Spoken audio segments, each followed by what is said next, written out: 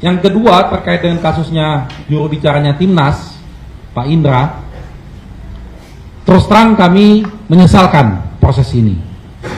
Pertanyaan kami, apakah perlu dilakukan penahanan? Itu pertanyaan kami. Kita sama-sama ketahui kasus ini kasus yang sudah berjalan cukup lama. Udah setahun lebih kasus ini. Dan ini kasus pajak, ditanganin oleh pajak. Dan nilainya pun, mohon maaf, nilainya pun tidak fantastis, nilainya 1M. Itu pun di kasus perusahaan, yang di perusahaan tersebut beliau tidak sebagai apa-apa. Artinya kasus ini kalau secara materi hukumnya masih debatable, masih bisa diperdebatkan. Tetapi menjadi pertanyaan kami dan kegundahan kami, ketika Pak Indra lagi aktif-aktifnya dalam proses kampanye ini, karena ini beliau kebetulan membantu dalam proses acara Natal Tahun Baru ini, banyak kegiatan-kegiatan Natal Tahun Baru dibantu beliau, kok beliau dilakukan penahanan? Apakah itu perlu sampai sebegitunya? Itu pertanyaan kami. Dan terus terang, Timnas sudah menugaskan kami, tim hukum nasional, untuk mendampingi beliau. Jadi kami pastikan bahwa beliau mendapatkan pendampingan hukum dari Timnas. Itu saja.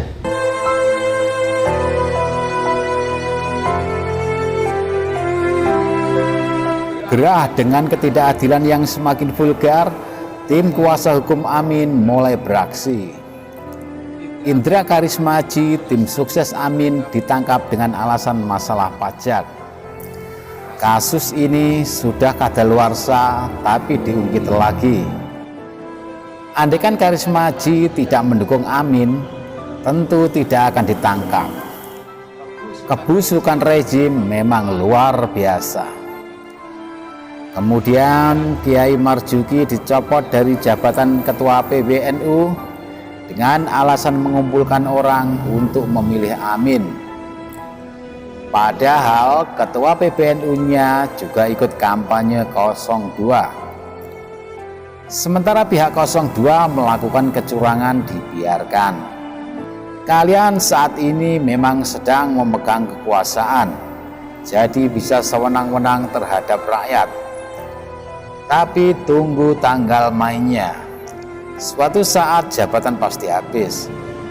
Kalau tidak pemimpin baru yang membalas, tentu azab Allah yang akan pedih. Doa orang-orang terzalimi akan menembus langit. Kalian semua hanya diberi istidrat, jangan bangga dulu. Kalau saatnya tiba nanti, akan menyesal kalian semua.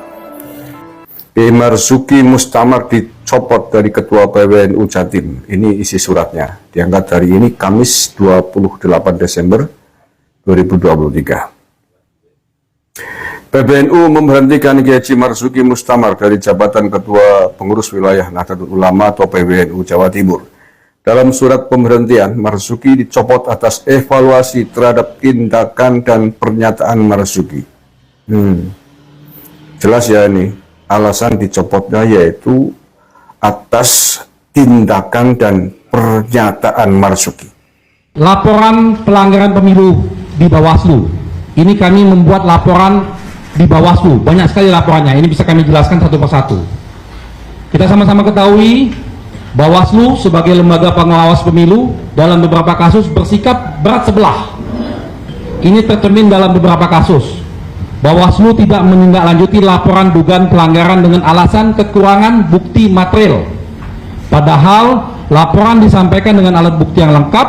Di sisi lain terdapat laporan yang tidak tergolong pelanggaran justru diproses. Sebaliknya, kita ingat ya, satu pertama tentang laporan kami di Bawaslu. Perkara di Bawaslu nih, pertama laporan terhadap pantun Cawapres Muhaimin Iskandar. Kawan-kawan masih ingat semua? Terhadap pantun pada waktu pengambilan nomor, ini kami telah melakukan sidang 5 kali di Bawaslu. Walaupun hasilnya diputuskan tidak terbukti, tapi yang menjadi persoalan bukan pada putusannya. Pertanyaan kami, mengapa Bawaslu memproses laporan tersebut yang nyata-nyata bukanlah sebuah pelanggaran dengan mengacu pada Undang-Undang Pemilu dan PKPU 15/2023. Selain itu, laporan ini hanya disertai satu bukti video dan satu saksi yang bukan saksi fakta, tetapi justru segera diproses. Sedangkan laporan kami yang poin B tentang ke Bawaslu juga ini, pelanggaran dalam silaturahmi nasional Forum Desa Bersatu. Ya, Cawapres Gibran melakukan dugaan pelanggaran karena hadir dalam silaturahmi nasional Desa Bersatu. Forum ini dihadiri 8 organisasi perangkat desa. Kita tahu perangkat desa ini seharusnya netral, namun mayoritas pesertanya itu menggunakan logo paslon 02 di bajunya. Itu sama-sama diketahui publik. Sementara di Gibran melakukan pelanggaran administrasi pemilu dengan melakukan kampanye di luar jadwal. Bahkan di sana terjadi indikasi praktek money politik melalui pembagian uang transport dalam acara tersebut. Nah, yang menjadi persoalannya, Bawaslu RI, Bawaslu DRI, Bawaslu Pusat tidak menindaklanjuti laporan ini dengan alasan kurang bukti material katanya. Padahal laporan itu disertai bukti yang lengkap dan acara tersebut digelar secara terbuka. Semua media juga meliputnya. Sehingga tidak ada alasan bagi KPU untuk menyatakan kurang bukti material. Bawaslu menyatakan kurang bukti material tersebut. Berbeda sikap dengan, jadi ini ada beda sikap nih, Bawaslu RI dengan Bawaslu DKI. Bawaslu DKI malah memproses dugaan tersebut dan menyatakan bahwa aparatur desa yang hadir dalam forum tersebut dinyatakan terbukti melakukan pelanggaran dan melakukan teguran, tetapi Gibran tidak diberikan sanksi apapun. Ya, jadi ini antara Bawaslu sendiri terjadi perbedaan. C, laporan yang kaitan dengan Bawaslu juga ini, dugaan pelanggaran kampanye di CFD. Gibran diduga melakukan pelanggaran dengan melakukan kampanye di Car Free Day. Gibran membagi-bagikan susu kemasan waktu itu dengan dibantu oleh tim kampanye 02. Kegiatan tersebut itu merupakan pelanggaran administrasi pemilu sebab CFD dilarang sebagai arena kampanye sesuai peraturan Gubernur DKI nomor 12 tahun 2016. Terhadap laporan tersebut Bawaslu tidak menindaklanjuti tanpa disertai alasan apapun. D, laporan pelanggaran kampanye di pesantren di tempat pendidikan. Ini terjadi kembali dilakukan oleh calon wakil presiden nomor 2 Gibran melakukan kegiatan kampanye di tempat pendidikan dengan menyampaikan visi misinya kepada para santri dan santriwati yang notabene-nya adalah anak-anak, dan juga mereka membagikan barang-barang kepada santri dan santriwati. Kegiatan tersebut dilakukan di Pondok Pesantren Luhur Al-Syaqofah di Jagakarsa pada tanggal 10 Desember 2023. Kegiatan ini jelas-jelas melanggar pasal 15 ayat 1 Undang-Undang nomor 23 tahun 2002 tentang perlindungan anak, dan juga melanggar pasal 280 ayat 1 huruf H Undang-Undang Pemilu yang mengatur larangan kampanye di tempat pendidikan dengan membawa atribut kampanye. Sejauh ini belum ada tindak lanjut Bawaslu terhadap dugaan pelanggaran ini. A, B, C, D, dan ini E-nya. Laporan dugaan pelanggaran kampanye oleh Zulkifli Hasan di Forum Asosiasi Pedagang Pasar Seluruh Indonesia pada tanggal 19 Desember 2003. Zulkifli Hasan datang dengan kapasitas sebagai Menteri Perdagangan, terang-terangan mendukung Prabowo Gibran dalam sambutannya.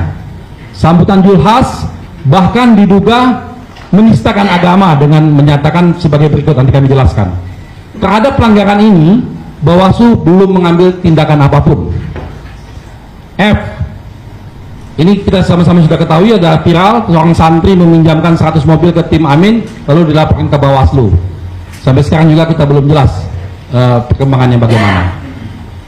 G, kaitan dengan panitia pemilihan luar negeri atau PPLN Taiwan yang sudah melakukan pemungutan suara sebelum jadwal resmi sesuai ketentuan perundang-undangan.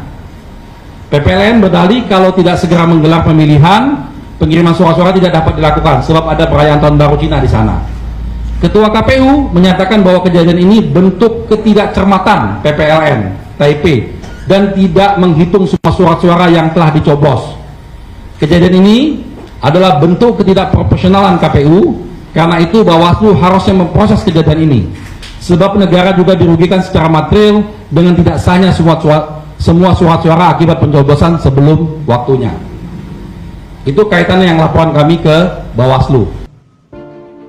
Netralitas berhasil dibeli penguasa. Intimidasi tak dapat dihindari, polisi jadi alat terdepan dalam memenangkan pasangan Prabowo Gibran. Intimidasi pada pendukung Ganjar Mahfud dan Anies Muhaimin semakin nyata. Kepala desa yang ketahuan mendukung pasangan Ganjar Mahfud atau Anies Muhaimin mulai dicari-cari kesalahannya.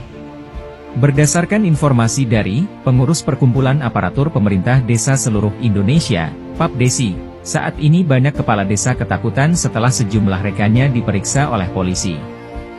Khususnya yang berafiliasi mendukung Ganjar Mahfud atau Anies Muhaimin. Kasus nyata terjadi di Jawa Tengah dan Jawa Timur.